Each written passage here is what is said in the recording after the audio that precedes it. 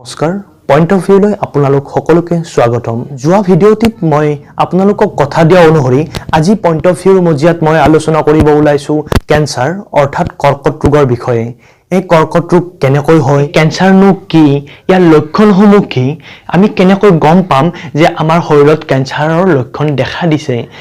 কাৰণ আপোনালোক সকলোৱে জানে যদিহে প্ৰথম নাইবা দ্বিতীয় স্তৰত আমি কৰিব পাৰো তেনেহলে ইয়াৰ পৰিণাম ভাল হোৱাৰ চান্স বহু পৰিমাণে বেছি দেখা যায় এহে মই আজি পইণ্ট অফ ভিউৰ মজিয়াত এই কথাখিনি আপোনালোকৰ ওচৰত দাঙি ধৰিব ওলাইছো আপোনালোকে সম্পূৰ্ণভাৱে ভিডিঅ'টি চাওক তেন্তে আৰম্ভ কৰো পইণ্ট অফ প্ৰথমতে আহিছো এই কেন্সাৰনো কি এই কেন্সাৰ কি এই কথা আপোনালোকক মই বুজাবলৈ ট্ৰাই কৰিছো স্ক্ৰিনৰ জৰিয়তে সকলোৱে জানে যে আমাৰ শৰীৰত বিভিন্ন কোষ অৰ্থাৎ বিভিন্ন সেল ডেইলি ডেভেলপ হৈ আছে ডেইলি বিকশিত হৈ আছে এই ফটোসমূহ আপোনালোকে লক্ষ্য কৰক এই ফটোসমূহত যিবোৰ দেখিছে এইবোৰ হৈছে কোষ এইবোৰ হৈছে সেল এই যি আপোনালোকে সেলসমূহ দেখিছে এই সেলসমূহ আমাৰ দেহত বিকশিত হয় আৰু বিভাজন হৈ গৈ থাকে ফটোসমূহ লক্ষ্য কৰক ই কেনেকৈ বিভাজন হৈছে আৰু লগতে বিকশিত হৈ গৈ আছে এই যি সেলসমূহ আছে এই সেলসমূহৰ ভিতৰত নিউক্লিয়াছ আছে এই নিউক্লিয়াছৰ ভিতৰত ডিএনএ অৱস্থিত থাকে এই ডিএনএ সমূহ আপোনালোকে লক্ষ্য কৰি থাকক কেতিয়াবা আঘাতপ্ৰাপ্ত হলে সি নিজেই ৰিপেয়াৰ কৰি লয় আৰু যদিহে ৰিপেয়াৰ কৰিব নোৱাৰে তেনেহলে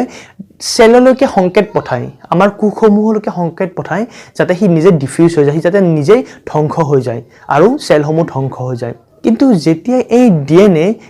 নিজক ৰিপেয়াৰ কৰিব নোৱাৰে আৰু সি সংকেত পঠাব নোৱাৰে সেলসমূহলৈ যে তাক সেলটো ডিফিউজ হ'ব লাগে সেলটো নাইকিয়া হ'ব লাগে ধ্বংস হ'ব লাগে যেতিয়া এই সংকেত পঠাব নোৱাৰা হৈ যায় তেতিয়া এই ডিএনএ সমূহ আউট অফ কন্ট্ৰল হৈ যায় আৰু অনিয়ন্ত্ৰিতভাৱে আমাৰ সেলসমূহক বিকশিত কৰে এই যি সেলসমূহ অনিয়ন্ত্ৰিতভাৱে বাঢ়ি গৈ থাকে এই বাঢ়ি যোৱা সেলসমূহ এটা ঠাইত আমাৰ যিকোনো এটা পাৰ্টিকুলাৰ অংগত একত্ৰিত হৈ যায় আৰু একত্ৰিত হৈ ই ৰূপ লয় কেন্সাৰৰ এই ফটোখন চাও যিটো আপুনি কালাৰ দেখিছে কলাকৈ হি হৈছে অবিকশিতভাৱে অনিয়ন্ত্ৰিতভাৱে বাঢ়ি যোৱা কিছুমান সেল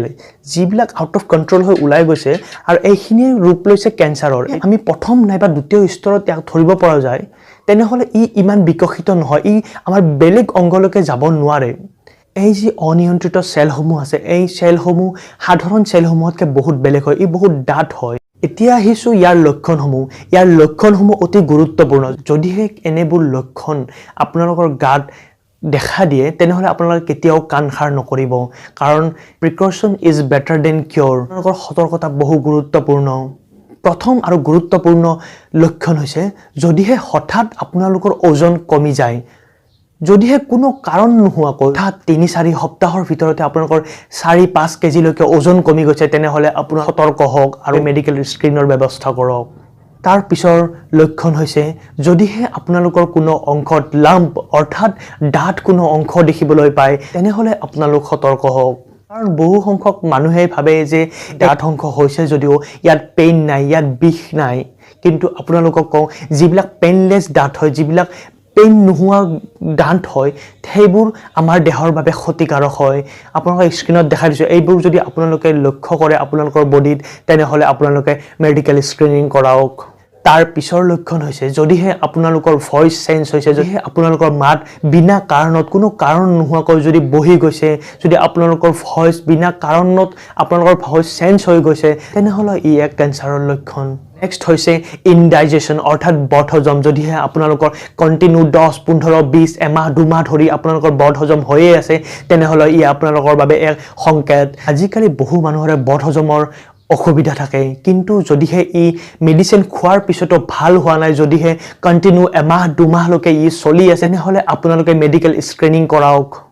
তাৰ পিছৰ লক্ষণ হৈছে যদিহে আপোনালোকে ইউৰিনত প্ৰব্লেম পাইছে যদিহে আপোনালোকে প্ৰেসাব কৰিবৰ সময়ত অসুবিধা পাইছে যদিহে প্ৰেসাব কৰোঁতে আপোনালোকৰ জ্বলন অনুভৱ হৈছে আৰু ই কণ্টিনিউ বহুদিন ধৰি চলি আছে তেনেহলে আপোনালোকে সতৰ্ক হোৱা উচিত তাৰ পিছৰ লক্ষণ হৈছে যদিহে আপোনালোকে ৰাতি শোৱাৰ সময়ত বেছিকৈ ঘাম ওলাই আপোনালোকৰ গাৰ পৰা অতিৰিক্ত ঘাম ওলাই তেনেহলে আপোনালোকে সাৱধান হওক আপোনালোকে হয়তো ভাবিছে যে গৰমৰ দিন কাৰেণ্ট নাই আমাৰ ঘাম ওলাবই কিন্তু হয় তেনেকুৱাকৈ ওলাবই যদিহে আপোনালোকৰ এনে অৱস্থাত ঘাম ওলায় য'ত ঘাম ওলাব নালাগে ফেন চলি আছে আপোনালোকৰ এচি অন আছে আপোনালোকৰ পৰিৱেশ ভাল ঠাণ্ডাৰ দিন তথাপিও যদি আপোনালোকৰ ৰাতি ঘাম ওলাইছে অতিৰিক্ত ঘাম ওলাইছে তেনেহ'লে সাৱধান হওক আৰু আপোনালোকৰ মেডিকেল স্ক্ৰিনিং কৰাওক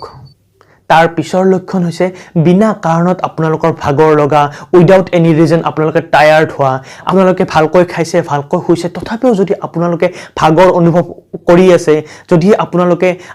বিনা কাৰণতে আপোনালোকৰ দুৰ্বল অনুভৱ হৈ আছে আপোনালোকৰ যদি প্ৰতিটো সময়তে তেনেকুৱা অনুভৱ হৈ আছে দুৰ্বল অনুভৱ হৈ আছে আপোনালোকে যদি ভাগৰ অনুভৱ কৰিছে কিন্তু কোনো কাৰণ নাই আপোনালোকে তেনেকুৱা কোনো কাম কৰা নাই আপোনালোকে ভাগৰ লাগিব লগা তেনেহ'লে আপোনালোকে সতৰ্ক হওক আৰু মেডিকেল স্ক্ৰিনিং কৰাওক এই যে ভিডিঅ'টি মই আপোনালোকৰ ওচৰত দাঙি ধৰিলোঁ এই ভিডিঅ'টি যিবিলাক মানুহৰ স্মাৰ্টফোন নাই যিবিলাক মানুহৰ ইণ্টাৰনেট সেৱা বুজি নাপায় সেইবোৰ মানুহৰ ওচৰত আপোনালোকে পাছ অন কৰক কাৰণ তেওঁলোকেও সজাগ হওক আৰু তেওঁলোকে স্বাস্থ্যৱান হৈ থাকক যদিহে মোৰ এই ভিডিঅ'টি আপোনালোকে ভাল পালে তেনেহ'লে মোৰ চেনেলটি ছাবস্ক্ৰাইব কৰিব ধন্যবাদ